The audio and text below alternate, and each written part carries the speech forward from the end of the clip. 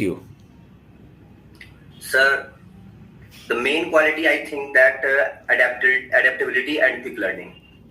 And since I completed my graduation in 2020 and all over my engineering, I learned a lot about adaptability, data analytics, and that is my mainly strength for this type of recruitment.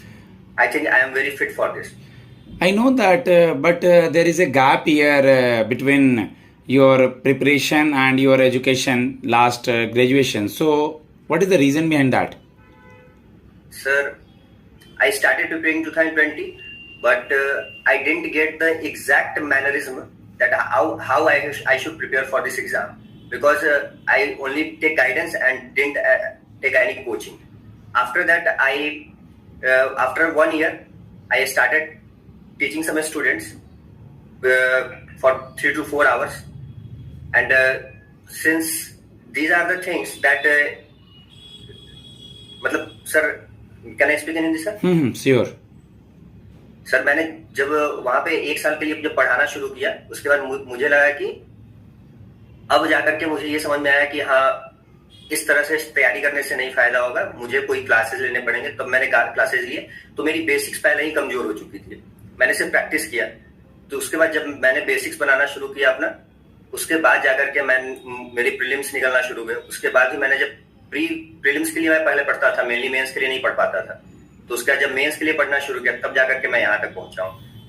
Basic reason is there that step by step. Again, after some time, you guys have to complete PGDVF. मतलब पढ़ाई छूटने के बाद दोबारा से PGDVF की degree करनी होगी। तो इसको आप कैसे इजीली अचीव करेंगे? यहाँ भी एग्जाम्स वगैरह होंगे, और फिर इसको क्लियर करने के बाद इससे बेनिफिट कैसे उठाएंगे सीखने के बाद? सर, PGDVF सर हमारी बैंकिंग नॉलेज को इनहांस करेगा मेनली, और इसमें हमें वो सारी चीजें जैसे रिस्क मैनेजमेंट, क्रेडिट ऑपरेशंस, इन सारी चीजों के बारे में पढ़ाया जाएगा।